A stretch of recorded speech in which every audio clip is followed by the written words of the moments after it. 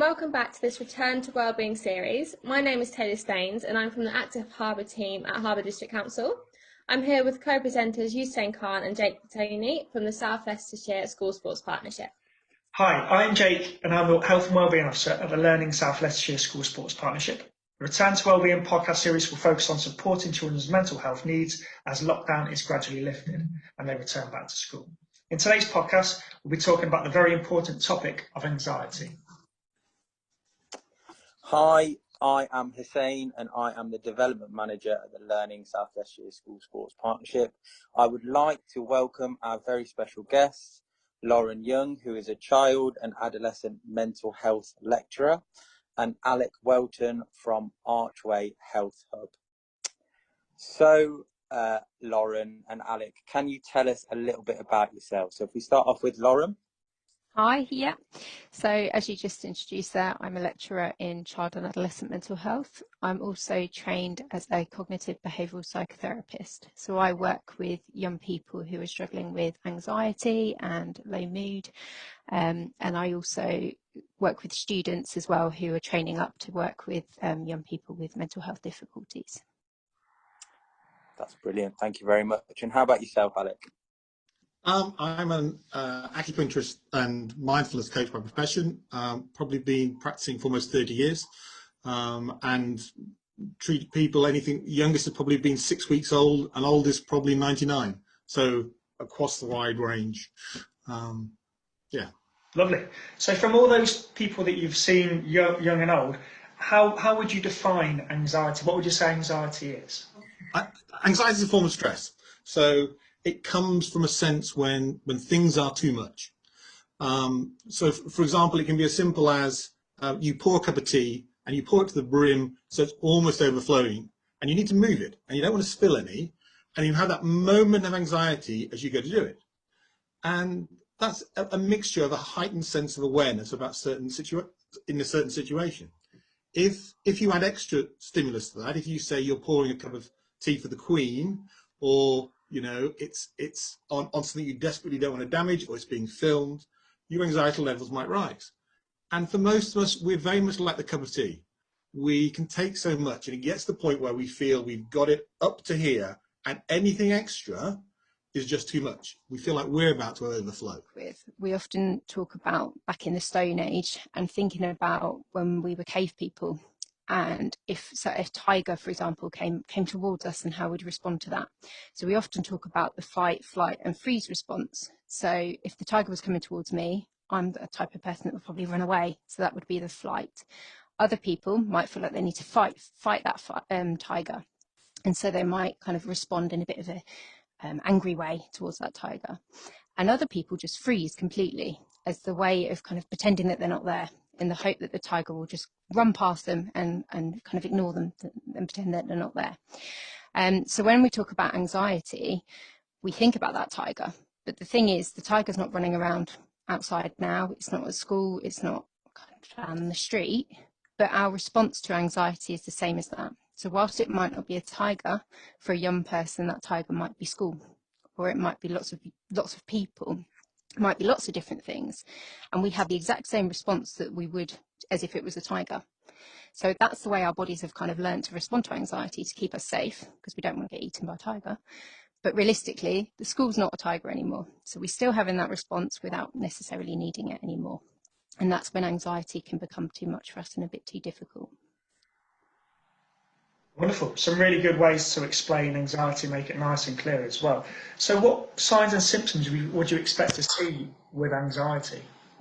So signs and symptoms of anxiety, because of the way I work, I tend to think about 3 different areas. So the physical signs of anxiety, emotional signs, and kind of some of the thoughts that we might have as well. So in relation to physical signs, there can be so many different ones for lots of different people. We can have things like sweating, we might be hot, we might shake, we might have issues around our sleep, our concentration, maybe our appetite. All of those things can and really have an impact on our day-to-day functioning. We might also get things like a rapid heart rate, and sometimes people talk about panic symptoms. Emotionally, we might feel quite stressed, we might feel quite panicky, or that angst, that kind of uncertainty of what might be happening. People might also feel a sense of dread or feel quite overwhelmed. But some people also talk to me about feeling quite numb at the time as well, and then afterwards they feel quite overwhelmed by that anxiety. And then the thoughts are often about something bad happening, so some worry about something in the future often might happen, or things that they worry about that have happened in the past might happen again. Well, in terms of dealing with anxiety, what would you say the top tips were? What would you recommend doing? I would start by saying, don't presume anxiety is all a bad thing. There's an American psychologist called Brené Brown, who is absolutely worth looking up. She's done lots of stuff on YouTube and TED Talks and such. And she would say that her focused areas of expertise are around anxiety and self-worth. And she talks a lot about courage. And she explains that actually there isn't a situation you will experience where you've been courageous, or anyone has, where they haven't also experienced anxiety. It's the very nature of anxiety that it is our feeling out of our depth, feeling overwhelmed before going on and doing a stage performance, before, you know, going on and playing a football match that's important. It's not all bad, and it's okay to feel it and for it to be part of your experience, and then it to move on. If it doesn't move on, if it's something you're stuck with, if it causes you problems, then absolutely. But it's not in itself always a purely bad thing. It does feed courage. And listen to yourself, you know, pay attention to how you feel is the biggie. And a really simple thing you can do, and everyone can do, is you take a piece of paper and you draw a line across the middle of it, and just a straight line. And the line represents you on a good day. And then at the start of the day, and at the end of the day, you put a little cross on the piece of paper above or below the line to indicate where you think you were today in relation to that good day. And then do it again tomorrow, and then do it again the day after. And each time you're benchmarking what is your normal at the moment.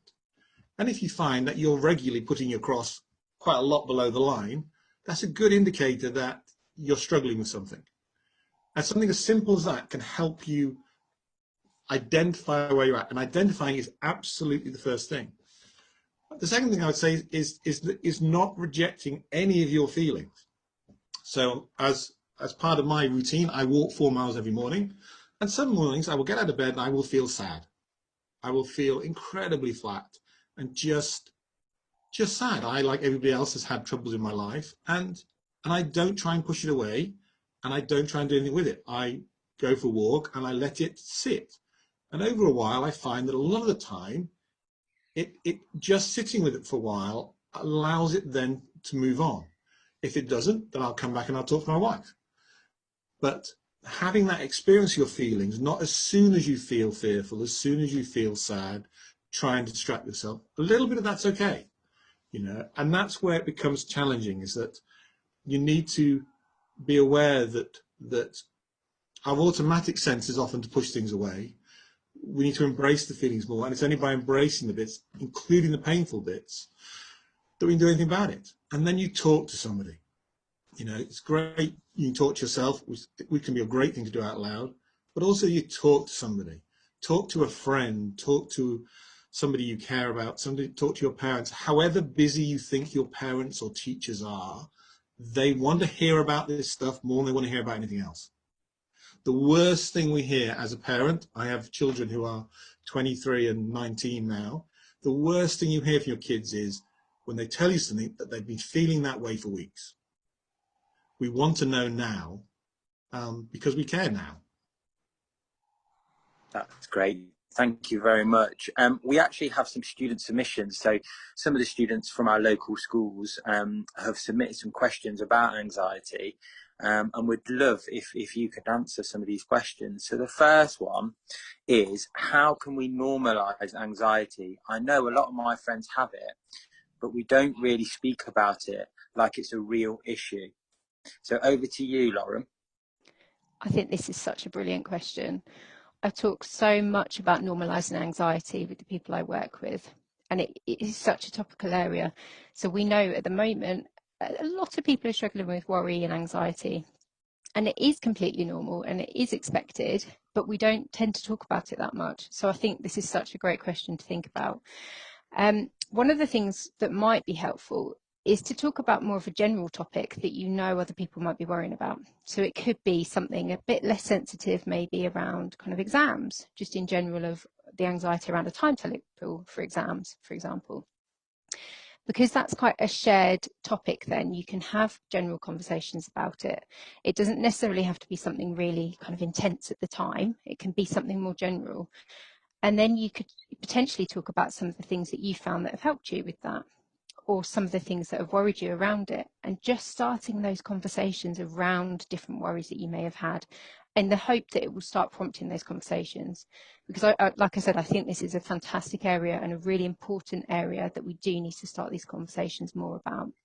And then hopefully we can develop that more into specific conversations with your friends. And alongside that, I would just add as well around thinking together about resources. So actually, if there's a few of you struggling, it's talking to someone who may be able to help with that, or looking at resources, or whatever that might be, sharing advice. It's really important. So I think this is great. Yeah. Sick each year than any other single condition, but it makes up less than 3% of a doctor's caseload, because everybody knows it's serious and everyone knows it's out there, but everyone kind of gets lost. So if you want to normalize anxiety, if you want to normalize how we handle our feelings, then ask people how they're feeling. So not only pick topics to talk about when you want to talk about something that's bothering you, but when you see a friend who doesn't see themselves or you think might be anxious about something, ask them a question. Ask them how they are, and then ask a follow-up question. And actually, most people don't take a lot of prompting to talk a bit. And it helps them and it helps you. The more you realize it's normal, the more you get used to having conversations, not just about your own feelings, but with your friends and your colleagues about their feelings. That really, really helps. Brilliant. Brilliant. Really, really good. We have another student question. The next question is, how can I manage my own anxiety when currently I can't distract myself as lockdown rules are still in place? So I think at the moment, a lot of people are feeling some worry around lockdown and kind of what's been going on in the past. And obviously it's starting to reduce now, but we know that there's still certain rules in place. It's really important, as we've talked a lot about today, is identifying some of the worries and what they might be, but actually thinking about what you can do quite practically. So distraction, as Alec talked about earlier, can help to a certain extent, but actually trying to be a bit more practical with it. So are there, again, as I've talked about before, is there any worries that you can actually work with now? Is there any practical things you can do? Is any of it in your control? Is there things that actually you can start challenging some of those thoughts or using some of that self-talk? But actually, it's also really important to try and find some balance during this time. So thinking about routines is really helpful. So maybe some time for exercise, some time for hobbies and things you like doing. Also trying to find the balance of completing some schoolwork, but doing that within kind of the boundaries of what you can do that day. And it's okay to actually say to yourself, right now, I can't get lots done. And it might be that I do a bit less today and I do some more the next day. As long as you're kind of achieving what you need to do, it's trying to find that balance. And self-care is such an important time when there's things like a bit more kind of boundaries in place, for example, or things feel a little bit wobbly, having that time for self-care. So just 20 minutes of doing something that is really, really enjoyable for you, or something really relaxing, whatever that may be. And it's about finding what works for you as well. So I know, Alec, you talked about expectations, but I was just wondering the role of social media for teenagers and young people, and the role of social media in building those expectations and living that perfect life and contributing to anxiety levels. Just wondering if you had any thoughts or tips for young people on social media to help them with those expectations and make them realistic. Yeah, I suppose that the social media is, to be honest, it's a real, it's a force for good in the sense that it connects people in the world, which is great, but you have to not take it seriously. So people talk about internally, externally referencing. So internally referencing is, I'm wearing this shirt because I think the shirt's great and I like the shirt. Externally referencing is, I'm wearing the shirt because I think you're going to like the shirt, and if you like the shirt, that's going to make me feel better about me. The people who externally reference are never ever as happy as the people who internally reference. And my daughter, I remember saying earlier in the last year, saying that at 18, she was really proud with herself. She'd got to a point in her own mental development where she'd stopped using any filters on any pictures or selfies she ever took. And my response was, you use filters? I didn't know people use filters. And it's like, and she explained how big an issue it is. And it's like, oh dear God, it's awful that there is that much images out there, you know. Bottom line is, most of us, if you stand in front of a mirror and go, you know, I kind of like me as I am. If you want to focus in on any one part of you, whether it's your hand or your ear or your face or, you know, your shape, whatever it is, you will be less happy with that part of you. And the problem with social media is you're focusing people on tiny, tiny, tiny moments and snippets of who they are and making judgment calls about the whole of you based on that. So social media is great if you can take it with a pinch of salt. If it really matters to you, it's more of a problem. It needs to be something that matters to you less. In the same way as sort of buying clothes. Great, buy clothes that suit you. If you're buying clothes because they're a certain brand, that's much more of an issue. So it's about perspective, you know, and that comparison to other people is not going to make you happy. Yeah, I mean, Alex done a great job there. I think he's summarised quite a lot. I've been doing some research recently, actually, into people's experiences of lockdown, and I've been working with adults, actually. So it's not just a young person issue. I think this issue around people's expectations and the judgment on social media is huge, and it's across the range. But I do think there is something around, oh, that person's doing that, maybe I should be doing that, or if I use the example of my research, people's lockdown stories we've been exploring and how people are kind of shaping how well their story has gone and how their time in lockdown's gone based on what they've seen on social media. And actually it is, that exactly what Alec was saying, a tiny representation of what else is going on in that person's world. And actually basing our kind of how well we're doing or how well we perceive we're doing on how many likes or how much acknowledgement we get off a post or whatever that is just such a tiny part of us. So I talk a lot with young people about actually it's okay to use social media and it's great, particularly when we were in lockdown completely and it was really hard to interact with people. I think it's a fantastic opportunity, but it's using it appropriately. So it's thinking about actually, if I know I spend too much time on it, do I need to give myself a bit of a limit? Or do I just need to focus on certain areas of social media and actually kind of minimize the other side because it's not that helpful for me at the moment? So it is about checking in with yourself, is what I would say, and thinking, is this helpful for me at the moment? And do I need a bit of a break? Or actually, can I kind of go, oh, that's nice that they're doing that, but hey, I'm getting on with this in my life. And these are the things I've been doing that I don't necessarily have to share on social media. I would add one thing to that, which is that if you ever pick up your phone to go on social media and you're looking for validation, put the phone down. Yeah. Don't log on.